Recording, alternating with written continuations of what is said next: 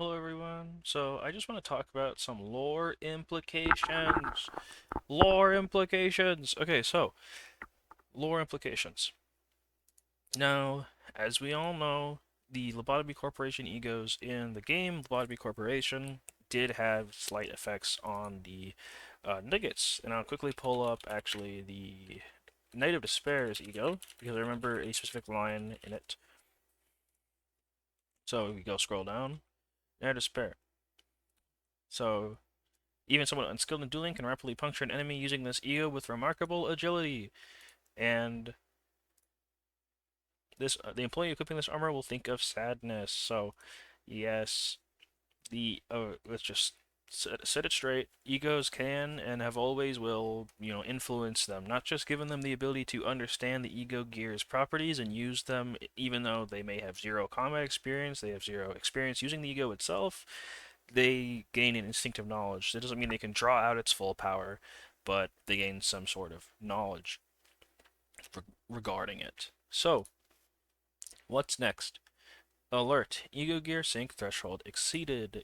Alert, Ego Gear Sync Threshold exceeded. Now, what I think this means is it's just being plain and simple. This is the explanation for why these two sinners, Rodion and Don Quixote, can get more effects than we've ever seen in game, and hell, do more things than we see the other lobotomy ego IDs perform. Even though the ones that seem to actively undergo corrosion effects, like Talisman Sinclair, Red Sheet Sinclair, in his Uptight story, he seems to be corroding a little bit with his deep fascination with the talisman. I highly doubt Lobotomy Corporation employees were this attached to it. Um, but that seems to be a pretty safe level in comparison to this, where they're going all in. But it doesn't seem to be really corrosion. Maybe it's more what Yisang calls it, disintegration. So here we'll read his quote. Though it must be prefaced that Ego Gears are standardized equipment, when juxtaposed with Ego Gear from L Corp, depending on the degree of attunement to the abnormality, the idiosyncrasies of the source may be utilized with greater flexibility. Yet the degree to which the attunement and synchronization are achieved may resultantly allow the user to be devoured. This is reflected in their appearance, more closely resembling the source abnormality than ego of the former L Corp. Due ego disintegration is not unlike decomposition of compost.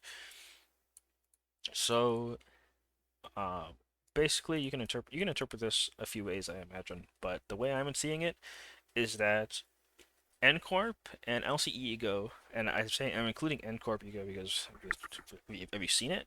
I mean, come on. Um, they undergo corrosion like in like 5 turns.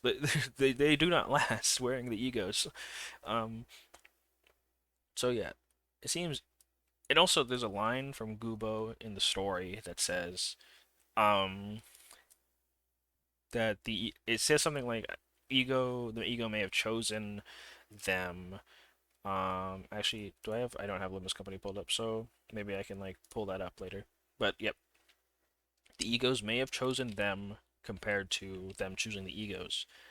Um, so between them, N Corp and LCE are able to draw out more of the abnormality's power just naturally based on their production of the equipment. But this doesn't mean that L Corp Ego can't do that too. So let's see Red Eyes and Ryoshu voice lines. We check her post uptight chat 1. I like that my affinity with Spiderhead allowed me to wield Skullface as well, but their endless chatter is getting annoying. So she can hear both of her ego gears. She hears them talk to her, and she directly says, "My affinity with Spiderheads allowed me to wield Skullface as well." So whatever's going on here allows her to wield both of these egos. Now it's more than likely the synchronization or the affinity attunement. Um, there's a lot of different way to say it, I'm sure. But if we take a look at this, ABS max attunement. So this is her going max attunement. This is the degraded corrosion of the ego. So this is just too far. This is where she becomes too much like the abnormality that she self-destructs. Um, which is honestly kind of sad. I don't want to imagine Alyssa exploding, or Faust for that matter. Um, so I don't think anybody uses this skill. Let's be honest. Um, and of course, Song turns into a tree. He he turns into a tree. Here's him. He's a tree. Here's my boy. He's a tree. So yeah, um, it's pretty she's spreads wings. Everyone remember that? Yeah. Also, her weapon grows and shrinks with size. Does it not shrink with size? I swear it's shrunk with size. Am I stupid? Well, actually, no, it did. It did shrink. Skill 2 animation. Yeah, it's a polearm of some sort. Perhaps an LCE polearm, but still a part of her ego gear, considering her ego can work with it. Actually, yeah, it's probably just product. Yeah, probably a combination of the ego with materials they were able to use to build alongside it. Um, that's probably how Elcorp did it as well, considering what the ego looks like for them too. Well, this honestly looks identical to her swords, I'm pretty sure. Anyways, ego gear sync threshold. So what this means to me is that in combination with this other information about affinities, attunements, um and the fact that um depending on the degree of attunement, may be utilized with greater flexibility. So, how do we interpret this? Well, it's simple. Obviously, it says it right there. Ego gear sync threshold exceeded. They are so attuned to the abnormality and their source abnormalities feelings that they start gaining more and more of the abnormalities abilities and effects. Um, that's plain and simple how you're supposed to interpret it. Um, but this also means that um, our little dumb idiot L Corp Nuggets can actually undergo the same thing. They just need that same synchronization, that same attunement, that same affinity with the different um, egos.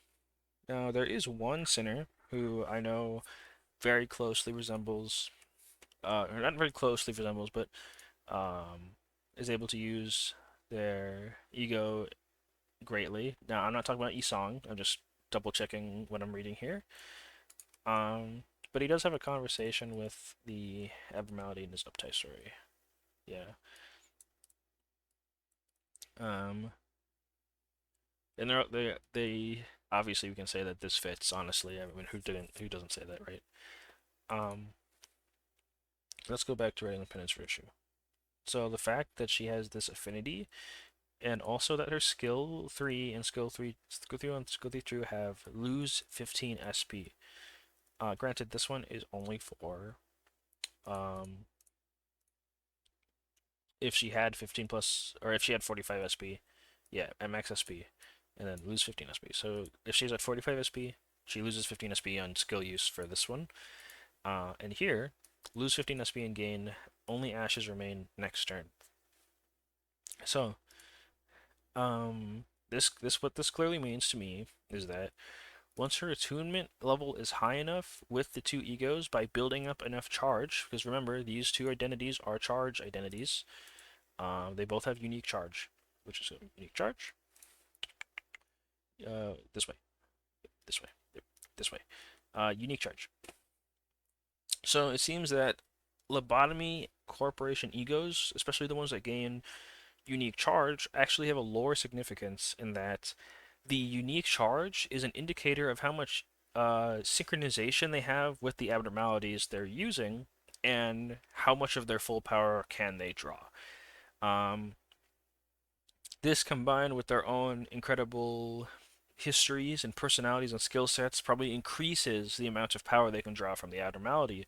And case in point, Rodion and Don Quixote, I said that like this one was Rodion, but anyways, um, now the the heroic fixer of justice working alongside the magical girl who is all about justice, who goes out of her way to fight villains, who uh apparently, if I remember correctly from her story or some other source, she came to Lobotomy Corporation herself. I think that's not true. I think they made her, or perhaps maybe they did find her, but there's also a chance they made her, considering they produced abnormalities. But getting ahead of myself here, if I remember correctly, her story said that she came there to fight villains.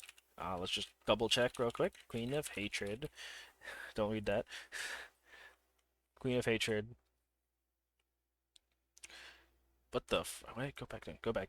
There we go. Sorry. Okay, it doesn't really say that here. Well, yeah.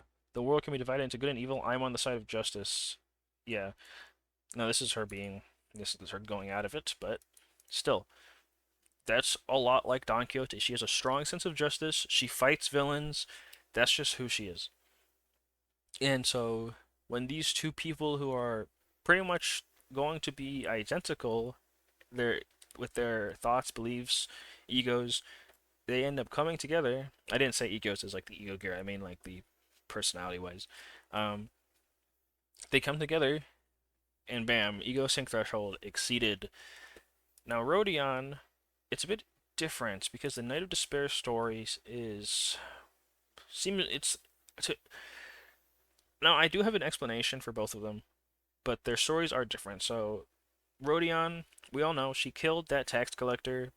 She may like some people have interpreted it as her feeling special, that she had the moral and righteous authority to kill that tax collector without considering the consequences of her actions, which got people killed. And in Time Killing Time, we get even more of that with her thinking back to the Eurodive, her um, choosing to not pursue the time killer, I believe, in one scene because she was worried for her own time. She felt that she had something to do in the world, that she wanted things to do in this world. That's why she decided to not risk it and get her time taken because she might feel special. Now for the Night of Despair, I have already read this plenty of times, but it's on the screen now for you to read.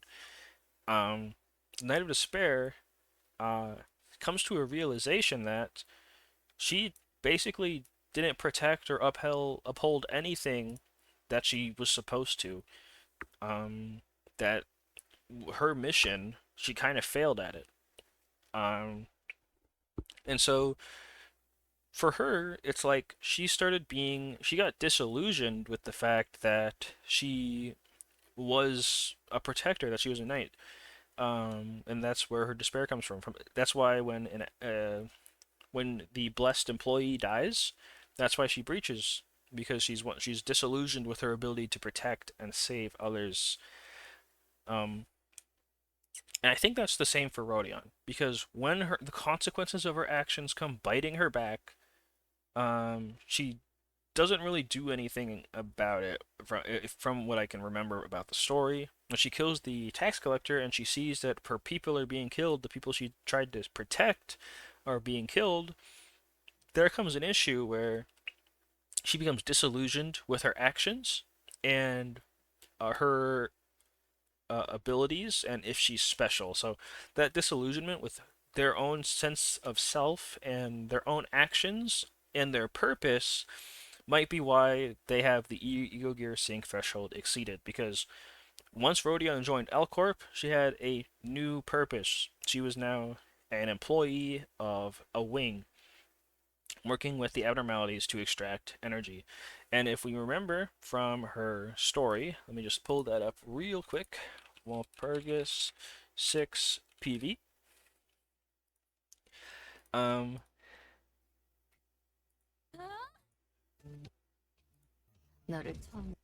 all I had left was the hollow, weathered pride that I was the first to manage you, and you'd rather choose that kid.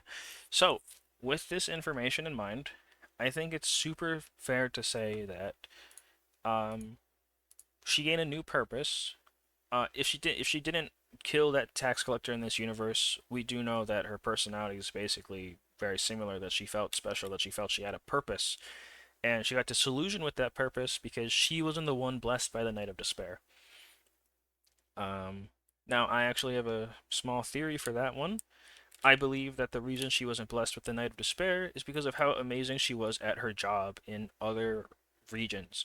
Remember, the Night of Despair's blessing prevents an employee from working on abnormalities at the cost of making them more tanky to three of the four damage types and more vulnerable to one of the four damage types. Specifically, pale, they're more vulnerable to. Um, so maybe Rodion misinterpreted her own specialty to as maybe in this case a protector in the same way she was protecting people from the tax collector by killing the tax collector. She misinterpreted her specialty as being a protector, a knight, a hero, when in reality she was just the piercing sword. You know, she wasn't the protecting sword, she was the piercing sword. um so I think that's the lore implications. Of course, everyone's going to run through the kits. I personally ran through the kits as well. But I think that's the lore implications here. It's just that no other sinner has had such attunement or such volatile emotion connected to their egos. That's why we've never seen them do that. And that's why we've never seen the Nuggets in Lobotomy Corporation do that. They simply aren't that connected to the egos in the same sense as Don Quixote is and as Rodion is. Um, Thank you for watching my lore. That's my idea for why the egos are different and the explanations for why this sync threshold has been exceeded. Thank you.